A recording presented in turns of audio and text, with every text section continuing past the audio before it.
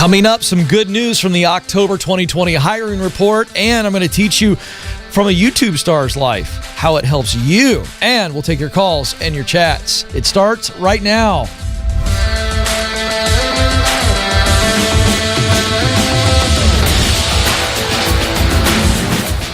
I am coming to you live from Ramsey Studios in Nashville, Tennessee, and you are joining a conversation about who you are, what you were created to do, where you want to do it, and how you can get there. It is about your purpose, and your purpose is not about you, it's about others. We're going to look at your contribution through your work because we believe that you were created to work. Created to contribute, to give yourself away for the betterment of others. So what is your sweet spot? That contribution zone where you use what you do best to do work you love to produce results that matter deeply to you. That little sentence, use what you do best to do work you love to produce results that matter deeply to you. That's a purpose statement. That's an arrow, if you will, pointing to your North Star, to your mountaintop, your dream. It is your dream because of the significance that you experience along the way. And then when you actually get to that mountaintop, that dream, the unbelievable meaning that you experience in your work, it's far greater than success and satisfaction. It's significance. And that's what we're selling here. You've got the answers. It's my job to help you figure them out. 844-747-2577. 844-747-2577. Some of you are watching right now. You've been watching for a while. Thank you. But this is really about you. And the reason I love this program so much is because you have the opportunity to call me right now. Right now, it's a toll-free number. Some of you need a breakthrough. Some of you are deeply, deeply discouraged, maybe borderline depressed. You feel so stuck, so confused. You just don't know if you can put up with another day in a dead-end job. You're one phone call away from clarity. I promise. I'm going to be your coach, your counselor, your cheerleader. What do you need? 844-747-2577. Some of you need to call today or call tomorrow. I'm here Monday through Friday. 12 Eastern time, lunchtime. That's during your lunch break. Come on, call. Right now, Madison is standing by. We still have a few phone lines open. 844-747-2577. But first, how about some really good job news? The October 2020 hiring report is out, and you don't see good news in the news very often. I've got some really good job news and some very specific areas for those of you who say, Ken, I'm not doing what I want to do. I'm ready for a change. Here's where you need to be looking. The demand for jobs in transportation and warehousing and retail is picking up. Obviously, you've had the big box and the big delivery companies like the FedExes and the Amazons. They've been hot for a while, but they're also hiring more jobs for the holidays. How about cooking? These restaurants are firing back up. People are starting restaurants. People are, at least for the moment, going to eat. And restaurants need people who can cook, tend bar, bus, restaurant managing. All of those opportunities are out there, and those will continue, I believe, to heat up. Hiring in healthcare. Now, we know that the emergency and the frontline medical workers, those jobs have been hot, but we're seeing non-essential areas, non-essential. I hate that term, by the way, but that's the way it's listed. What that simply means is non-medical, so supportive healthcare positions, if you will, and be with the non-emergency elective medical and dental surgeries and other procedures beginning to resume. These medical centers and hospitals are hiring once again. Doctors' offices are hiring once again. There's a lot of growth there. Manufacturing is heating up. This is a good thing. I want to see the United States rely more on our people making stuff for us. Okay? Tech jobs also on the rise.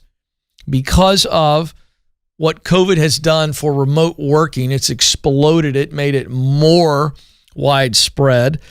The technology positions that support all of the systems for remote working to actually be effective, well, there's just, it's almost like a whole new channel of workers just to support that platform. So those technology jobs, and the Ken Coleman Show is about ready to announce a huge partnership. Oh my goodness, I'm so excited about this.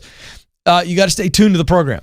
We're about ready to announce a big time partnership where you can get trained in a fraction of the time and at a fraction of the cost and start making really good money in the technology field with an opportunity to make six figures in a small amount of time. That's coming. I can't tell you about it today, but that's coming. And finally, the real estate market is hot, not just for home buyers or home sellers. How about people working in real estate? Real estate job postings increased by 40% month over month for positions ranging from real estate agents to property and community association managers, loan officers, and interviewers. So the real estate market in America right now is hot, hot, hot. So this is a good time. The job situation has improved tremendously. Don't pay attention to all the negative news that the world is coming to an end despite which candidate wins, because it's not. Start paying attention to your world, your zip code, and what's life really like. We have two worlds right now, folks. We've got what we're reading and what we're watching on television and reading on social media, and then we get the real world. Start to pay attention to how much people are trying to scare the ever-living you-know-what out of you just to get you to pay attention. There is a big difference between the Halloween fun house that is designed to scare you. My kids are going to these Halloween things and they're getting scared. Both boys did it this last weekend. They come home and they're like, "Oh my gosh, Dad, I got scared. It was crazy." Well, you had some clown dressed up with a chainsaw or something and designed to jump out behind a wall and scare him half to death. And after that initial scaring, that fear situation, they realize after they're done, they walk out to the car, their heart rate drops, and they realize that was all fake, but boy, oh boy, did it scare me. Folks, I'm going to ask you to make this decision on your own because I think you're smart enough to. Why don't you pay attention to all the news and all the social media and all the stuff that's getting your heart rate up and scaring you and worrying you? And why don't you just look at it and go, "No, wait a second, is that what I see in my zip code?" Is it possible that they are trying to scare you and shock you so you'll watch the TV a little longer and click on their headline? Is that possible? You decide. I'll let you decide. But at some point, we the people need to wake up and say, does this make any sense? Do I have any power at all in my voice and in my vote? Or am I worried about what my friends and neighbors are going to think if I don't act the way that they are acting because the government told them to act that way, and so they just went along with it?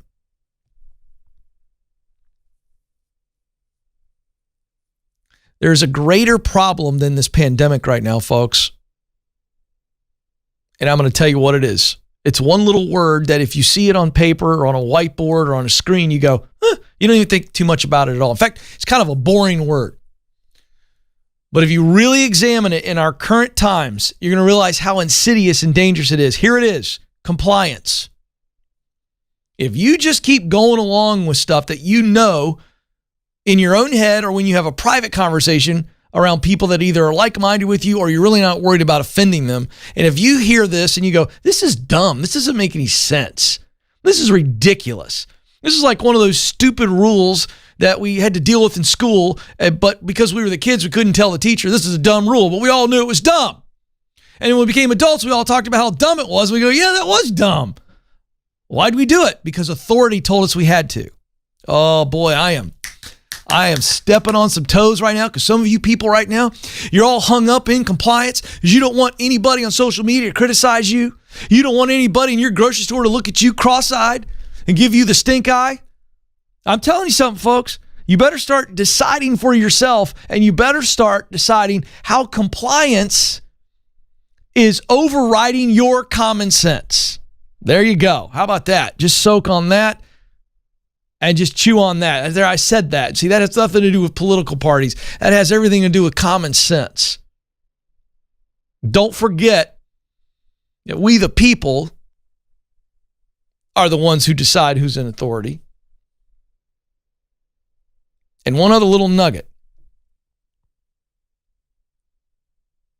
Throughout history, I have never seen or read an instance where the government took freedom away and then gave it back. Never seen that. Go ahead and soak on that. There you go. That's all I'm going to say on that, because I am truly a believer in you, the people. I really believe in your head, and I believe in your heart. That's why I do this show. This show has nothing to do with what the government tells you can and can't do. This show has everything to do with purpose and what you were created to do. And I'm all about freedom. I don't care how you think. I don't care what church you go to. I don't care who you love. I don't care. I care about you, the individual, being who you were created to be and doing what you know you're supposed to do. That's what I care about. And to the extent that we allow any person or any social media mob or any media person or any politician to take away that basic idea that I have a God-given right, as Thomas Jefferson so eloquently wrote in the Declaration of Independence, I have the right to life, liberty, and the pursuit of happiness. And we've gotten away from that. So there you go. You can soak on that today and make of that what you will. 844-747-2577. 844-747-2577. Let's go to Castle Rock, Colorado. Sarah is on the line. Sarah, you're on the Ken Coleman Show. Good morning. Thank you for taking my call. You bet, Sarah. How can I help? I'm discouraged. I'm depressed. Mm-hmm. I have submitted 50 resumes at least. Wow. Since losing my job due to COVID. Mm-hmm. I've had 2 second interviews, and that's it out of all of the resumes I've put out. How long of a time period has that been when you submitted 60 minimum resumes? It's been since I lost my job, April 1st. Oh my goodness! And what kind of jobs are you going after? Sales positions. I love sales. Okay. What and if you were going to get, let's dream a little bit. If you could just say, Ken, I want a sales job selling this product or this service for this type of company, what would that be? Or for who would it be selling for? I mean, that's a great question. I went back to, what did I want to do when I was growing up? I always wanted to be an interior decorator. I would love to get to the, real estate. I love to decorate people's houses. Yeah. I do the challenge of the Goodwill challenge. I'll go to Goodwill and decorate your house like $1 million home. But that's fun. So let me ask you this. Okay. So are you in a single income situation, double income? What's going on there? Single income. How are you? Are you on unemployment? Is that basically how you're floating? I'm on unemployment, yes. And I went from making $6,000 a month to $2,000. Oh, bless your heart. Yeah, it's okay. So struggling. what do you think is the issue? Do you have any sense? I don't know. I mean, I've changed my resume per your instructions. Are you cold calling, essentially? Are you submitting resumes cold? I'm submitting them through job postings, Indeed, LinkedIn. Right. But that's cold. So what I call, that's like a cold call. You're a salesperson. Okay. You know what a cold call is. Right. I thought you meant, am I just walking in and handing them in person? And I am not doing that. Yeah, but you essentially are online. Same deal. Okay. Think about it. Because here's what's happening. You're showing up as a file. Okay. Here's another electronic file. In the old days when you would submit manual resumes, it's like a stack of paper, right? And so you are another sheet of paper in a large stack. There's no competitive advantage for you at all, the way you've been doing it. Now, I'm grateful, not because it's mine, but I'm glad that you at least have the right resume template, because that is designed to make you stand out. However, Sarah, I've said on this program before, and I'll never stop saying it, even my Ken Coleman Show resume template, which I think is a beautiful template. It's reversed everything, as you know. It puts who you know at the top, because that's what really matters.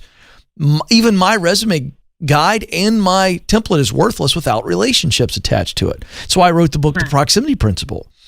The reason that people don't get opportunities, and the reason that opportunities are hard to come by, are because we are ultimately, and I'm not criticizing you, I'm trying to illuminate what your problem is so that you're not as frustrated. Your problem and your challenge is not that you're doing activity, it's that you're not doing the activity the right way. And so you are essentially playing the resume lottery. Okay. So what we have to do is we have to start over. And we go, okay, I've got a good looking resume. It's a nice brochure. But if the right person doesn't see it, or if the person doesn't see it under the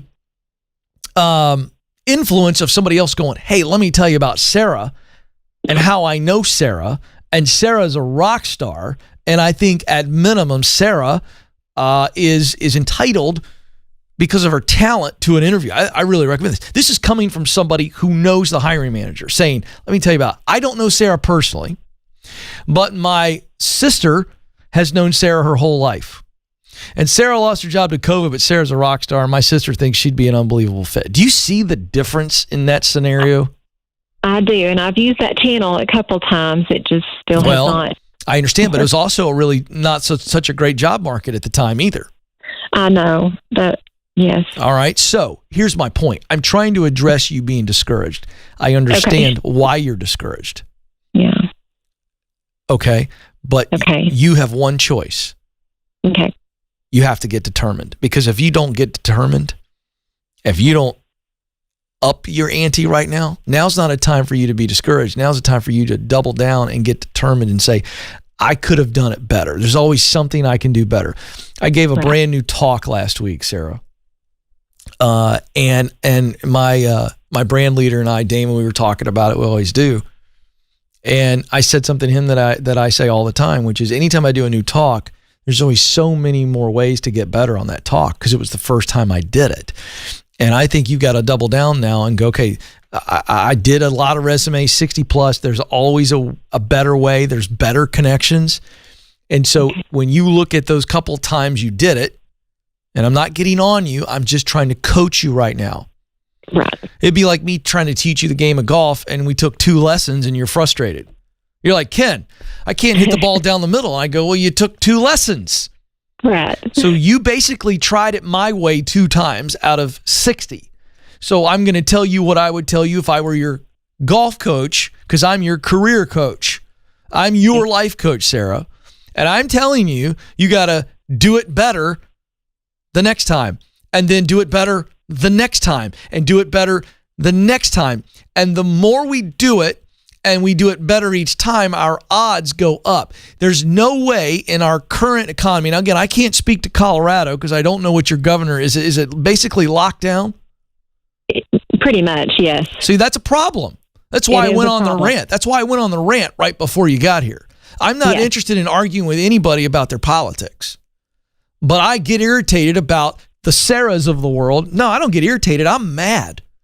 I'm mad that Sarah is having a hard time making a living because her governor is scared. Oh boy, there I did it. You did it. I'm with you. I'm right, aren't I? You are very right. I know. But here's the deal. who is hiring sales positions? Are there national companies? Do we look outside of Colorado where we go, okay, from a remote standpoint, companies still need salespeople. And I think you've got to look to regional and national opportunities right now, just because of the fact that Colorado's economy is largely shut down. So I'm guessing your unemployment rate is higher in Colorado. It is. Yeah. Do you know what it is in Colorado right now? 8%. Yeah. 8. Yeah, that's not too bad, but that kind of mirrors the national numbers. I think it's low 7% right now nationally. So that's up, obviously, from where we were pre-COVID. So I think there's opportunities out there. I want to give you a copy of my best-selling book, The Proximity Principle, and I think you can read it in about 3 or 4 days. And I want you to do it because there's assignments I give you, simple, easy tasks that are super practical, that will get you some momentum. And it's time for you to double down, okay? But I'm going to actually do the work for you and tell you what to do. Does that sound like a good deal? I would love that, yes. Now listen to me, Sarah. I believe in you. Thank you. I do not want you to quit. There's somebody out there who needs you. Now, there's one other little direction I want to go before I let you go. Okay. Yes, I know you love sales and you have a lot of experience in sales. However, as I started the program this morning, I don't know that you were listening because Madison was probably getting you ready to talk to me, but the real estate market is blowing up and they are hiring people that are non-real estate. So it's not all realtors. They're looking for people to either manage properties, to be support services. And if you love that interior decorating, I would open that up as a new channel. Okay. Because here's why. Let's say they look at you and they go, Sarah's a sales professional, which means she knows how to communicate really well. True or false? True. Sarah is a rock star with a lot of sales experience. I mean, she's really good at connecting, not just communicating, but connecting and influencing people to make decisions. That's true, or is that false? That is true. Well, don't you think there are several other jobs that may not be traditional sales jobs in the real estate market where you could step in and at least make more money than you're making on unemployment? I believe that there is. I believe there is too. And I also believe that if you come to them and go, hey, I can sell anything to anybody and I've got an eye for design, I can also help stage some of your homes. I'd love that. I know you would. Yep. So there's another idea, another channel for you to pursue. You hear me? Yes, sir. Don't take no for an answer. And I also don't want you to hold out for a sales job where you were making the exact same amount of money. At this point, I'm fine with you getting a sales job, customer service in that sales role in like real estate, because that real estate space is where you ultimately would love to be anyway. Yes, it is. So go there. Because even if you start making $4,000 a month, that's better than the 2. Yes. And guess what else is going to happen? That right there, that chuckle, that inner spark is going to come back to you and you're not going to feel down. You're going to feel like I'm back. I'm making some progress. Am I where I want to be? No. But am I on the right path? Yes. And that's the Sarah we all need. Am I right? Yes, sir. All right, Sarah. Hey, yay. I believe in you, Sarah. All right? Thank you. Thank you get so after much. it. Get after it today. It starts today.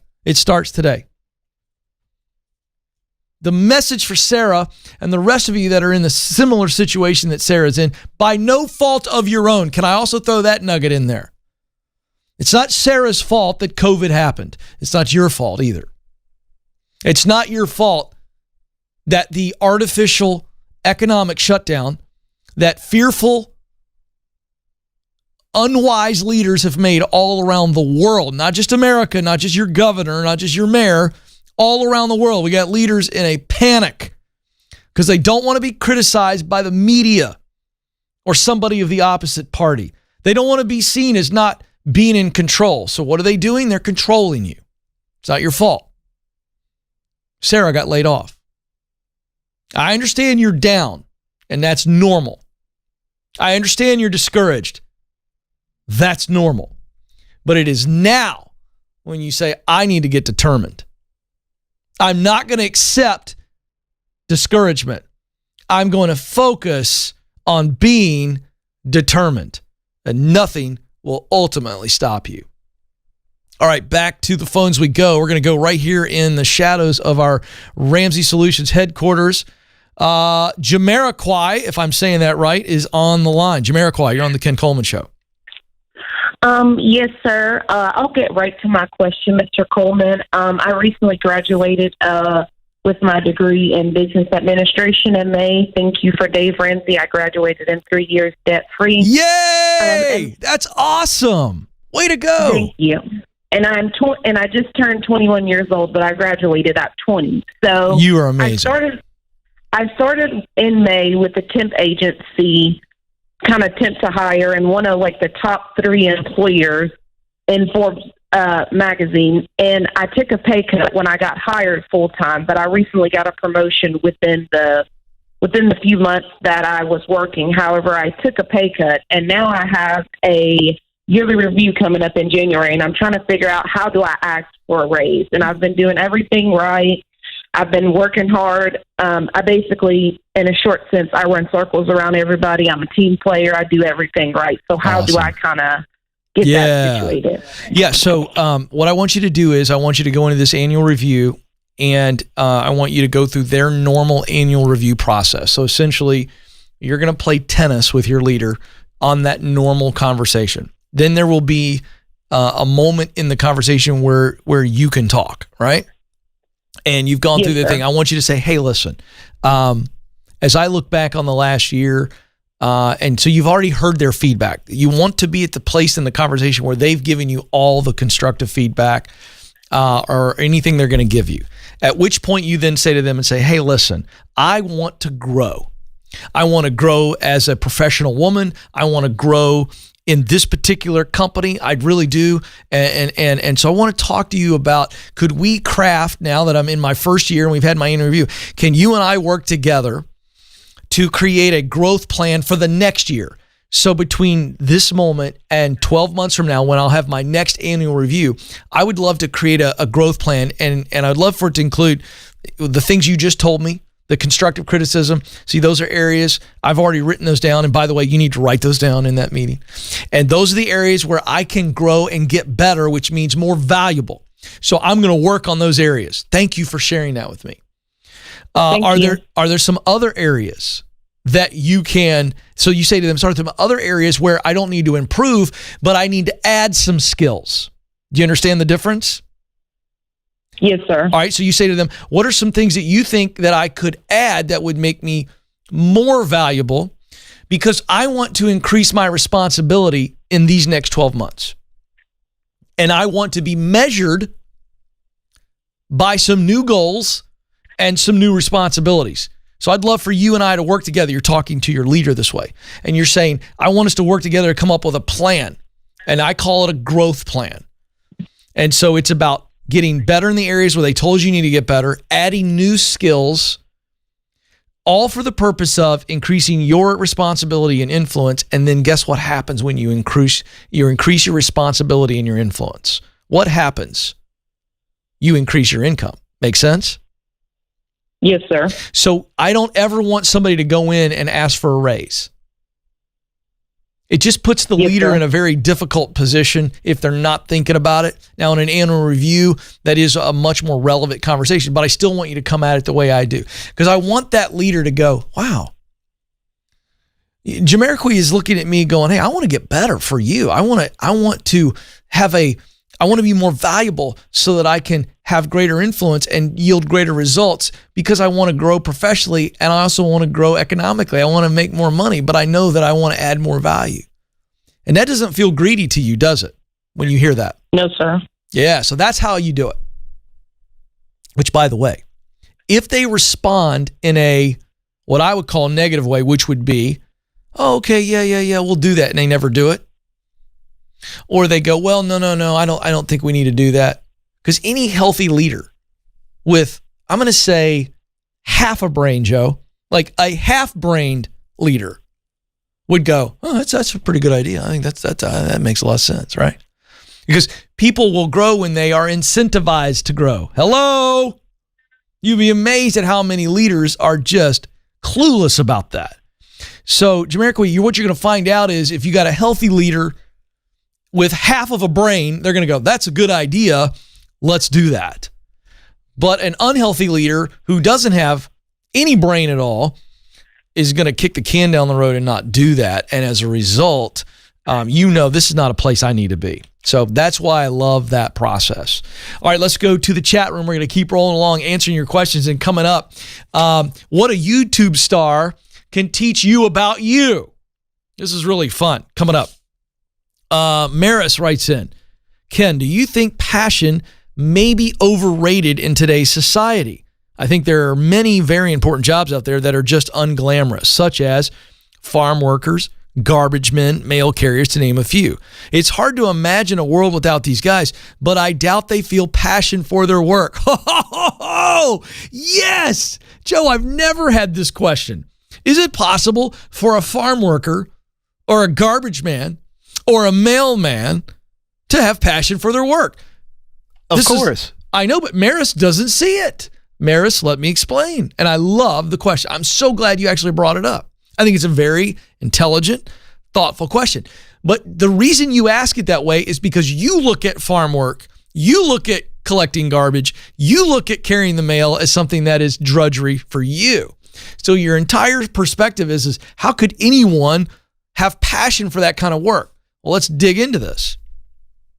We actually had a young guy ask me a question the other day. Ken, I run a equestrian farm, and I'm having a hard time finding hourly workers that are, passionate about the work. And I said, really? I said, let me ask you a question. What do you love most about the job? So he started to list out, I love being around the horses, the livestock, all the different things here on the farm. And there were multiple things. It wasn't just, dealing with horses. It was like horses and cattle and several things. And so the young man began to list out all the things he loved about working on the farm. And I said to him, I go, do you think there's any other young guys your age that like farm work for the same reason you do? And he goes, yeah. He goes, there's actually a lot. And I go find them. And tell them that you can give them a great job, and these kids probably don't want to darken the door of a college, and they just need permission from somebody else to go, do you love working with your hands and outdoors like I do around livestock all day? And they're going to go, yeah, man, I'd love that. Then hire them. I actually know people who love delivering the mail. Let me tell you what their passion is. It's not that they love the title of mailman. Remember, I define passion as work that you love. It's not about notoriety or money. You love the function. And I know people who really, really love being the person that on schedule, safely, reliably deliver important things to people. That's what the mailman who loves his job thinks about. Am I right, Joe? They go, I love being the guy who delivers important packages. I make sure that they arrive safe and not damaged, on time.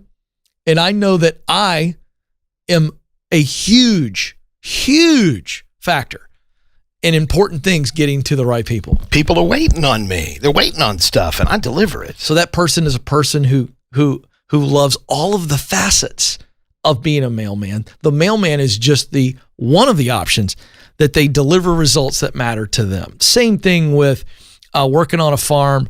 Or even a garbage man. I know guys that are multi-millionaires running garbage truck companies, and they started out on the back of a truck. Does anybody really love picking up a garbage can and throwing it in the thing? Well, if you want to split hairs like that, maybe not. But they realize that it is the path forward for them. It is an opportunity, and see, all work is honorable.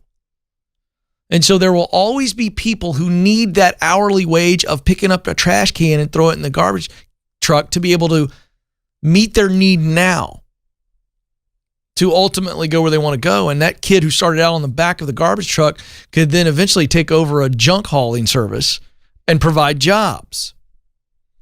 So don't overthink this. Don't overthink it.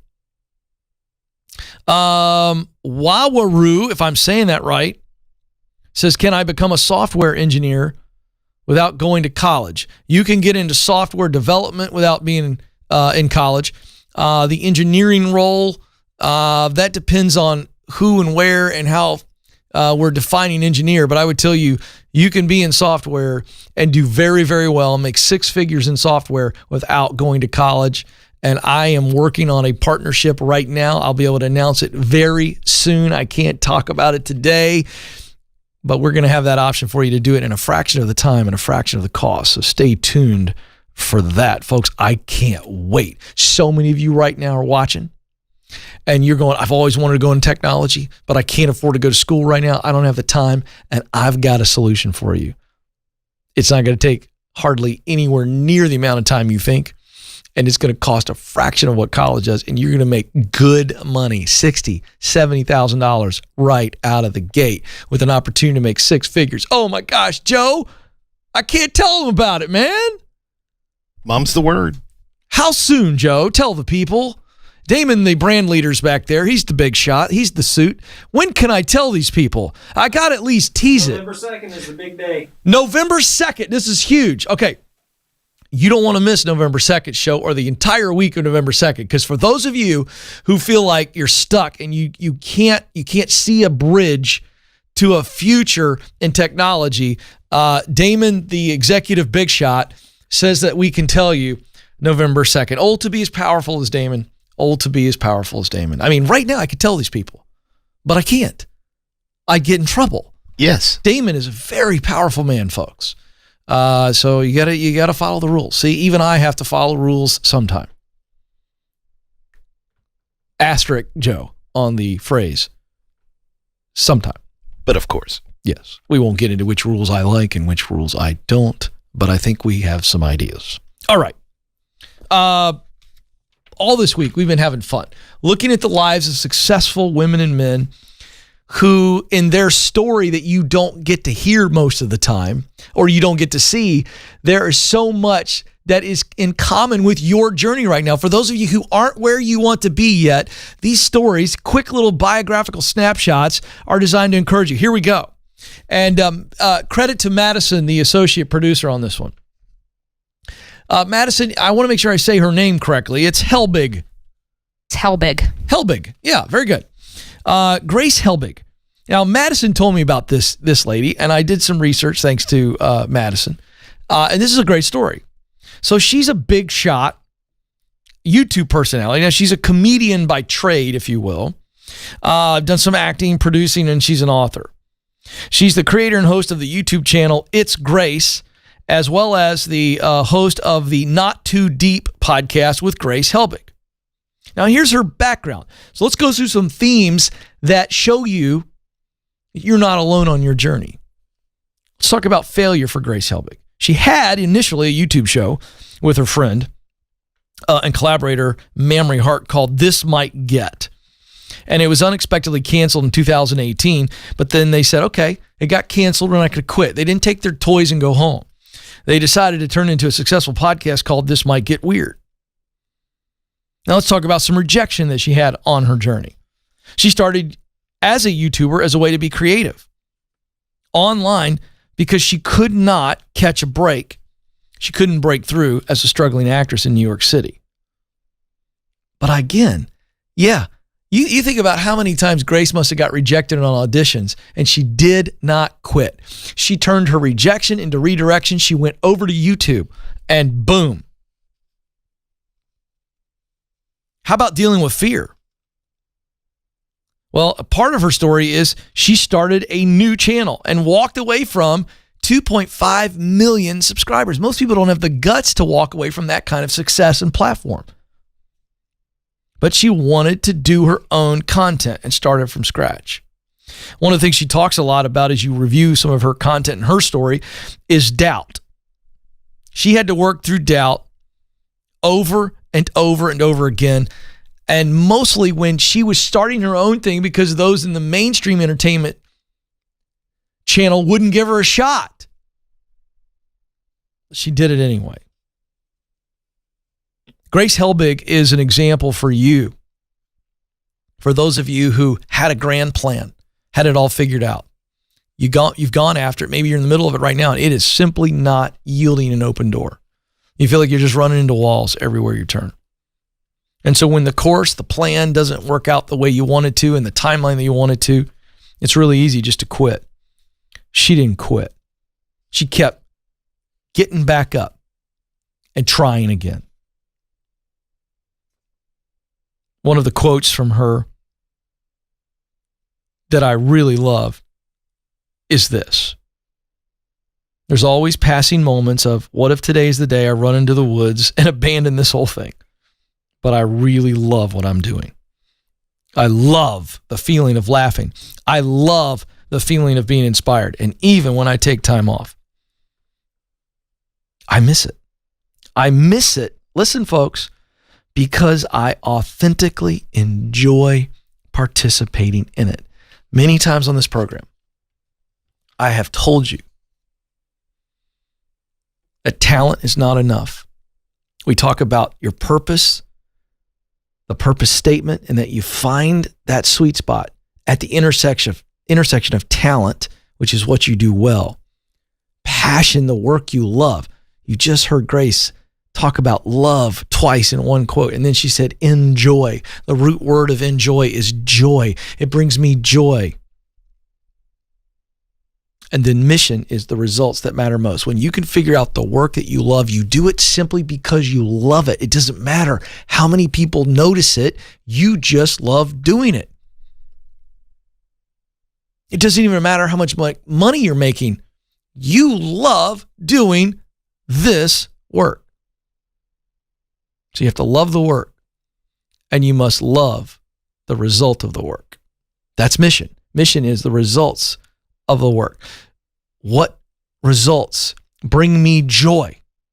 When I do this work, I create these results. It is passion and mission that bring it all back into focus, because there's a lot of talented people in this world. They're doing a job that they're good at, but they don't love the work and they don't care about the result of the work, but they're just good at it and they're making good money and they're miserable.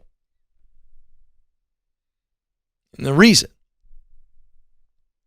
is because they're not using what they do best, talent, to do the work they love, passion, to produce results that matter deeply to them, mission.